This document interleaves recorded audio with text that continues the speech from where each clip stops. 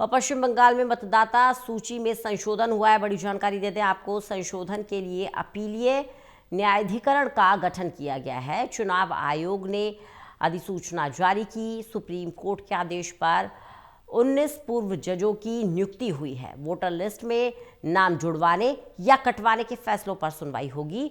Online और offline दोनों तरीकों से अपीलें दर्ज की जा सकेंगी। प्रदीप कुमार हमारे साथ, हमारे एसोसिएट एडिटर लगातार बने हुए हैं।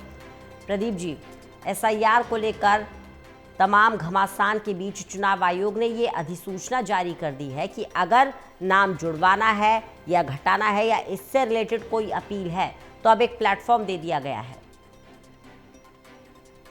कदम है। चुनाव आयोग ने सुप्रीम कोर्ट के निर्देश के बाद ये कार्रवाई की है। बंगाल एसआईआर अपील जो मिली थी उसमें 19 अपीलीय न्यायाधिकरण की स्थापना की गई है। इसमें 19 पूर्व न्यायाधीश 23 जिलों के लिए एकल सदस्यीय न्यायाधिकरण के रूप में कार्य करेंगे।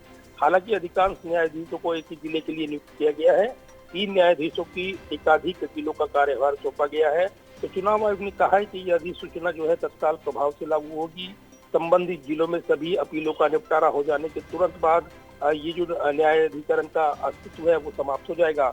लेकिन चुनाव आयोग ने जो व्यवस्था की है उसमें करीब 60 लाख से ज्यादा मतदाताओं की पात्रता जो उसका निर्णय ले रहे न्यायिक अधिकारियों द्वारा जो पारित आदेश है उसके खिलाफ जो अपील है उसमें ये काम करेगी और कहीं ना कहीं एक बड़ा मैसेज देती नजर आएगी, क्योंकि इसके जरिए बंगाल सरकार, ममता सरकार ये आरोप लगाती रही है कि पात्र जो यहाँ पर जो अपना वोट डालने के लिए पात्र हैं मतदाता, उनके भी वोट काटे गए हैं। उसको लेकर काफी राजनीतिक विवाद चल रहा था। तो सर्वोच्च न्यायालय के आदेश और कोलकाता उच्च न्यायालय के मुख्य न्यायाधीश सुजाल पाल की सिफारिशों पर कार्रवाई करते हुए चुनाव आयोग ने अपीलीय प्राधिकरण की स्थापना की है। जो 23 जिलों के लिए 19 पूर्व न्यायाधीशों को यहाँ पर एकल सदस्यीय न्यायाधिकरण के रूप में नामित किया गया है।